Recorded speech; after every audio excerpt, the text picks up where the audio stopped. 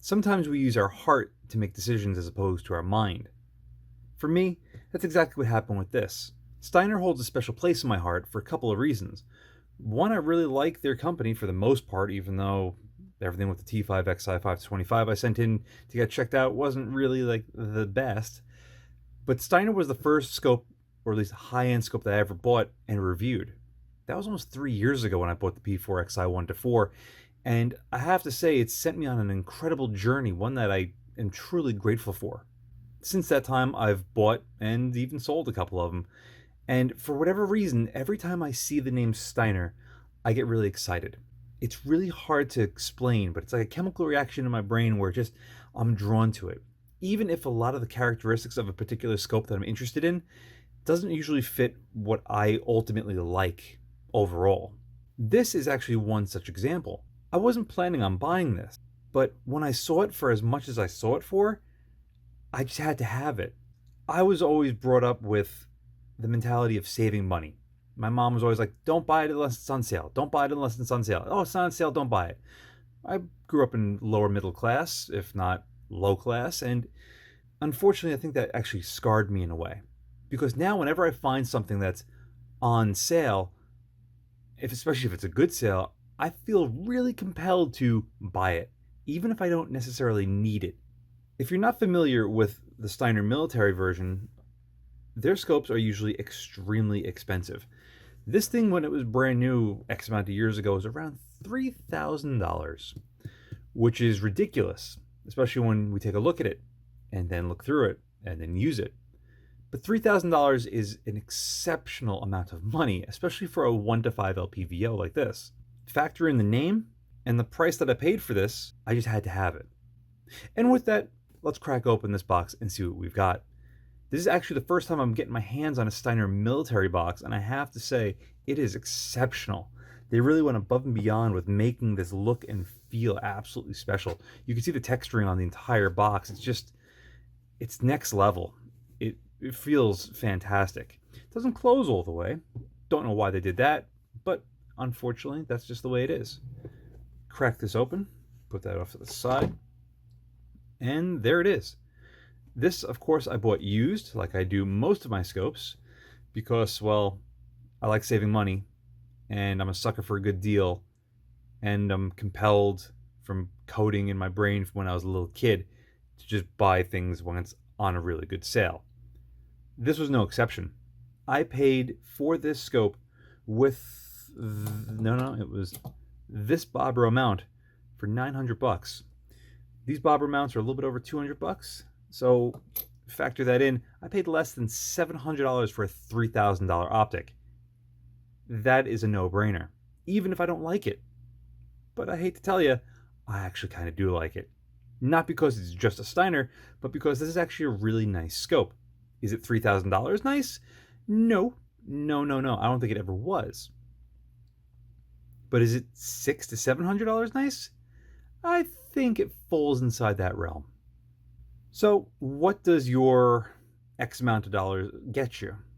Well, it gets you this honestly beautiful looking LPVO.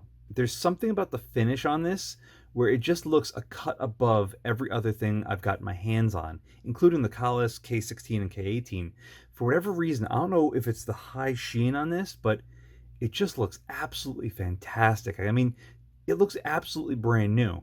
First thing you're going to notice, it's made in Germany. Fast focus eyepiece at the rear is just butternut smooth. It is incredible how this feels.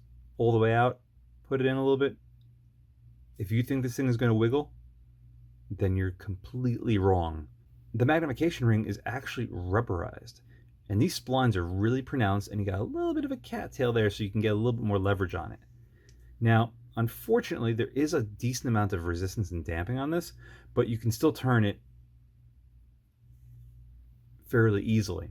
I kind of wish it was a little bit longer, but it just feels so good. It's just a little bit too high resistance, but again, you know that you're feeling something that is super precisely made. Onto the Illumination Ring, we have 11 settings, as you can see, with offs in between and at the end of both the lowest and the highest. The reticle on this is the Rapid Dot 223, and I really, really like it. We'll touch on that soon. But the action again on this feels excellent. I kind of wish that when it was in the detent for whatever brightness settings or on or off, it was in there a little bit more aggressively than what it is. The detents feel shallow as opposed to nice and deep, but it has a really good action and it feels so smooth to turn. One thing I don't ultimately care for is that the turn knob for this is also the battery cover. So in order to open the battery cover, you have to get it to the stop and really, really wrench on this thing to get the battery cover off. I always feel bad going to an extreme on a dial and really putting a lot of pressure on it.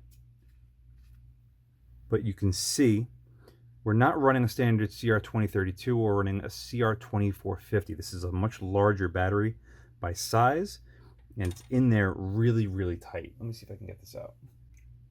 What does the inside of a $3,000 scope battery compartment look like? Well, there you go.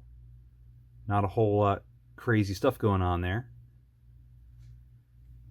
But just to give you all a comparison, or size comparison, between a standard CR2032 battery, which is the most common of every sort of coin battery for an optic, versus this CR2450, the size comparison is apparent.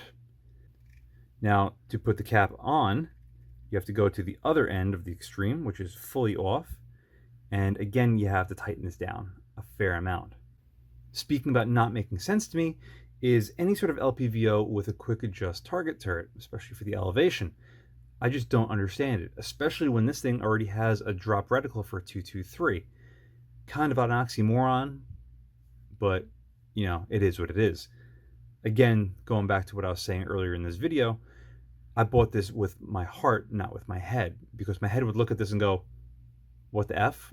It makes no sense. I don't want it. But there's just something about the overall aesthetic of this that just drew me to it. Elevation, as you can see, has 9 mils of adjustment.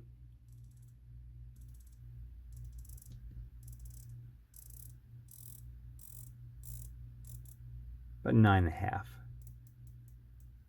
And this turret feels superbly nice. Detents are very sharp and crisp. I really wish Illumination felt as good as this, but it does not. Unfortunately, there is no sort of locking on this, so if this thing gets turned and you're not paying attention, you're going to be throwing off your shots. Windage knob on this is a little bit different from the Elevation. You have a 0 in the middle, and that's basically it. Left, right, there are all your click values, locking scale, so this way you can readjust your 0. You put a little Allen key in there and loosen it up and readjust. And as far as how it sounds,